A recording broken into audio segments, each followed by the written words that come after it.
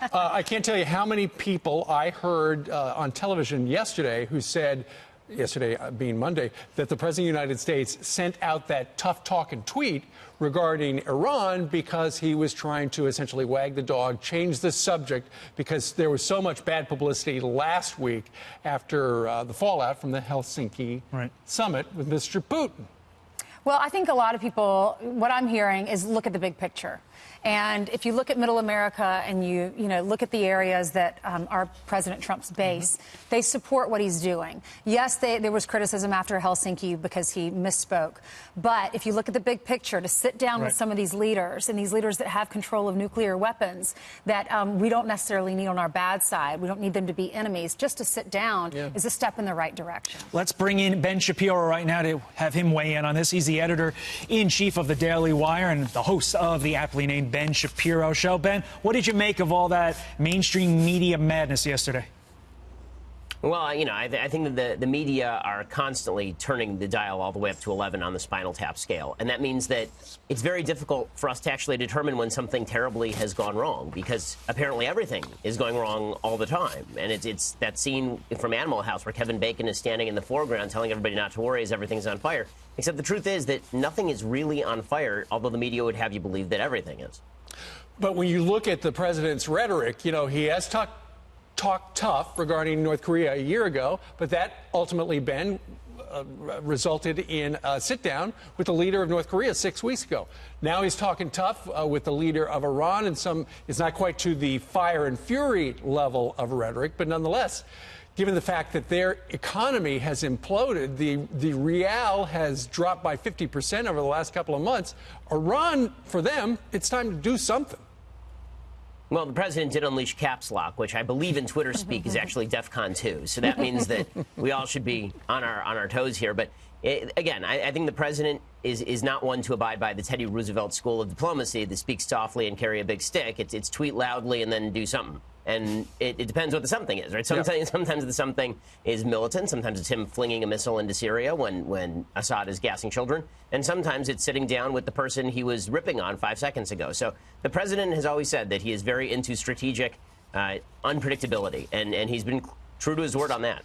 You're right about that. So the New York governor yesterday, Andrew Cuomo, had a press conference, and he announced that he's going to pardon 7 more people who are facing deportation in December. That's right. December, he pardoned 18 individuals. This is the 3rd group that he's pardoned. And he said this. Listen. This administration is on a crusade against people who they do not consider original Americans. What they've done at the border is an example of it, what they've done in Puerto Rico. And they are on a jihad to deport as many people as they can who they believe are not in the United States legally. Ben, what do you think about that, accusing the Trump administration of waging jihad against illegals? First of all, why isn't anyone accusing Andrew Cuomo of Islamophobia? I thought that jihad only meant internal struggle, so there's that. Also, when he says that President Trump is waging war against illegal immigrants, I'm old enough to remember when the Obama administration was bragging that they had increased the number of deportations. Now, they were lying about that because what they actually were doing was just turning more people away at the border. But the fact is that strictness when it comes to our border enforcement is actually a pretty popular policy among most Americans. And if President Trump is attempting to deport all of the illegal immigrants who are in the country right now, if he's actually waging a war against them, he's doing a pretty poor job of it, considering that 11 million illegal immigrants are still living in the country. Good point. Andrew Cuomo rules the halls of Albany. Speaking of Albany, State University of New York at Albany. This is going to be right up your sleeve because obviously you're a big speaker on college campuses. Last year, 64 speakers identified as liberal, only 2 conservative. Again, the entire academic year. So 2 out of a total of 66. What say you? Well, it's an echo chamber, and all of these universities have basically become echo chambers where, because everybody lives in this ivory tower where all they do is talk with people who agree with them, they start to believe their own opinions are fact. So what they will tell you is the reason there are no conservatives on campus is because conservatives just don't speak the truth. Well, once you start believing that your opinion is the truth, it makes it very difficult to hear any other opinion. Well, clearly they're not inviting conservatives, Ben, because you're so scary. You are scary, Ben. No, I'm so bewildered by all of this. I've been told by everyone that I'm so scary, and My wife doesn't think I'm that scary, so that's a new one. But where does this come from? Is it the times that these professors grew up, that now that they're in charge and they're talking to students about this, that they have convinced everybody, guys like you are scarier?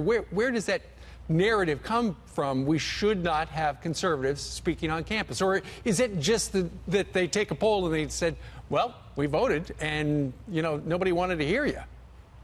I do think that it's an ideological blind spot. I think that a lot of people on campus believe that their opinion is the truth. And so when it comes to things, for example, like tax policy, they think that Keynesianism has been proved, and therefore anybody who disagrees with that is actually speaking untruth to the students, that their bubble of truth has been violated by the outside world, and that has to stop, according to them. Okay, I know that there's a heat wave in the Southwest. I saw that the headline today on Drudge is that California Power is asking Californians during the heat wave, please turn off your lights and electricity. Are you living by that? No, because I would die. It's 120 degrees out here. Nobody's living by that. That's why there's going to be rolling brownouts, just like there are every single year, because we will not build any new upgrades to the power grid or build any new nuclear factories that will actually create the power necessary for people in Southern California to live decently. Jeez. Well, then it's a good idea that you show up on TV at, let's see, 5:50 in the morning before the sun comes out. All right. Ben. Thanks, Ben. Thanks, Great Ben. to see you.